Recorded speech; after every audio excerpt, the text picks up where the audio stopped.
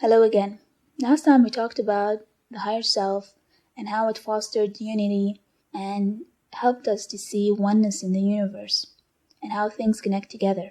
And also, which leads to balancing of what seems like opposites to the ego, but really everything is connected together in a way that is beyond us still, but to our minds and to our intuition, because they see things holistically, we are able to make sense of our world much more when we're operating mainly from the higher self. And today I would like to talk about life purpose.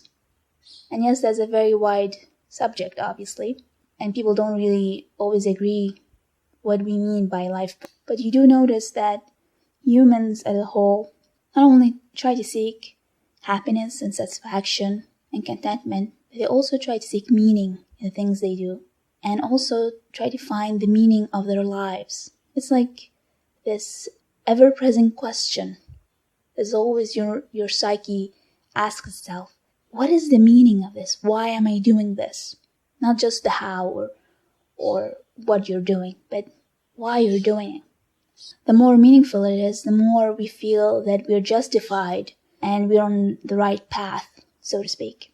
And it seems that life purpose, for some reason, presents itself more, or what we're going to do with our lives presents itself more when we're actually young, before all the social programs are actually imprinted in our subconscious, before our society and what we think we should do and not do affects us. It shows when we're young, when we are motivated internally to do something that we like to do and we're good at. Not because we're unable to do other things. No, you can do numerous things. There's nothing that stops you from doing anything you want, except yourself, obviously. But you have like preferences for certain things. You know, children tend to do things on their own, without their parents' interference. And then when the parents interfere, then you see some changes. For example, when I was a kid, I liked to put all my stuffed dolls together, and then we had this meeting together and we all talked together. Obviously, I was talking on behalf of the stuffed toys, but in a way, what I was actually doing was forming a group of talking about the same subject. And then that moved to me doing, actually, without anyone telling me, just having a classroom where we learn about new things. I used to use an encyclopedia.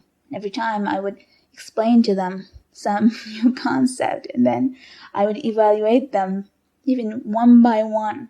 I would actually do the evaluations myself and then correct them and find mistakes on purpose, and then explain why is it the mistake was done. And for a child, I didn't have there wasn't no teacher in my family, nor did I watch people other than my teachers, obviously, but I wasn't affected immediately by that. And I was motivated internally to do something like that. And later on, I actually did become a teacher, professionally speaking. And one of the things about teaching is not about just trying to get information and for people to understand this information, but also being able to use this information for their own benefit. And I think I still continue to do this. The videos I make are one manifestation of that idea. And I also like the idea of reform and how we continually had new things coming in and using what we know to get to know new things. So, and I've asked several people, the ones I've worked with and the ones other people, to tell me about what they used to do before, as children, before society imposed on them, or the parents imposed on them, you need to be a doctor, you need to be an engineer, you need to be this and that, and what they like to do now is actually very, very close to what they started to do on their own as children. And some tend to link this to the archetypes that are manifested in each person's life and how they come out throughout their life.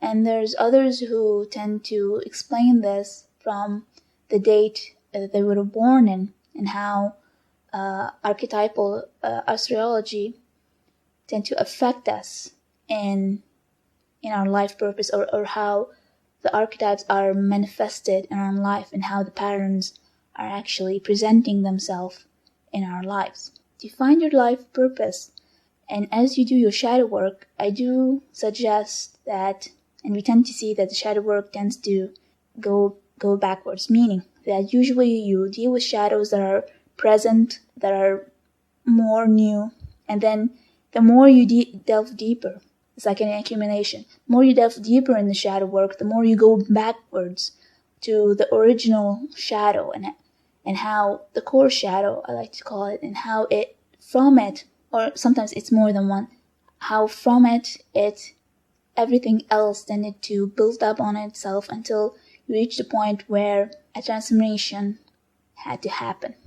So if you're doing shadow work, go back to the place where you were internally motivated as a child to do something you like to do and you prefer to do. And that usually has a very big link to your life purpose. And the reason I'm talking about this now is when we think about identity, most people really just think of their identity as what the ego tends to think of itself. My job, who I'm close to, what's my name, the history of the family, my hobbies, my likes, my dislikes. But as you can see from the series of videos I have done about identity, it's far more vast than just the ego. The ego, or the persona, is simply a part of it. And all the rest is also part of the identity. And all of these are linked to your life purpose. What is it that you came here to do in this life? How is it possible for life to be meaningful in the sense of the word? To leave this life with something done. Maybe it won't be great, maybe people will not know about it, doesn't matter. No, but you, in your heart, you know that it was meaningful. Your life had a purpose. There's a point why you were here. And that's very important to us as humans. That we don't really just live on instincts, just like animals do. And animals do have a purpose. Notice in nature, they always have a function in nature. There was the links between the life cycle in nature. And how do we fit in that as humans? And we do. And when we don't understand or we don't know our life purpose, we tend to get really lost and confused about our role in life. I think this is the best way to actually begin to understand your life purpose or what it is about. Obviously, throughout your shadow work and throughout your work with the psyche, you will notice the links and synchronicities about your life purpose. And you don't really, sometimes it clicks to you very quickly, and sometimes you see links slowly until you find it out. And obviously, when you know your life purpose and you apply it, you're living life motivated internally. Not that external motivation is not important, but your drive and your passion are much more stronger when you're motivated internally. And maybe next time I'll talk about more ways to know yourself, because there's some people who don't know themselves very well. So this is important, that to find your life purpose, obviously you're getting to know yourself better. And that's why I have put this within the ideas of, within the concept of identity, which will help you more on discovering yourself. Until then, thank you for listening. Bye.